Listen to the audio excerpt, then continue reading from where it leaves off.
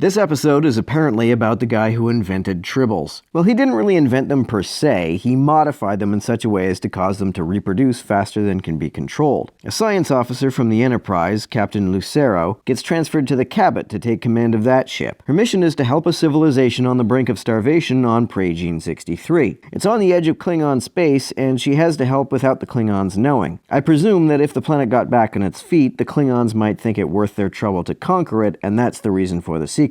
So this biologist, Edward Larkin, is working with tribbles as a possible means of relieving the famine. He said that originally they breed very slowly, which means that they probably have few, if any, natural predators on their home planet. If you introduce a species that breeds quickly into any ecosystem that has no predators which eat that species, you get a severe ecological imbalance. This dude, since he's a biologist, should have known that, but apparently he's not very bright. He proposed using them as a food source, but in an episode of TNG, Riker said that nobody, no humans anyway, eat real meat anymore. They only ever eat replicator meat. So why would anyone need tribbles as a food source? Why can't Starfleet send replicators to the planet? Replicators do need to be filled with raw matter, so maybe availability of raw matter is a problem on this planet. Also, this is a century before TNG, so maybe not everybody is okay with eating replicator meat yet. I like the uniforms on this ship. They look a lot more like TOS-era uniforms. They aren't the uniforms worn on the Discovery, and they don't have the big black collars that the Enterprise uniforms have. Anyway, tribbles are basically just meat and fur, so they're a good potential food source. Larkin says it's hard to say whether they're intelligent because they don't have a face. That's probably something you should establish for sure before you start eating them, but he decided not to wait for that and ate some for research purposes. Also, even if they are intelligent, he proposes making them all brain damaged, so that's not an issue.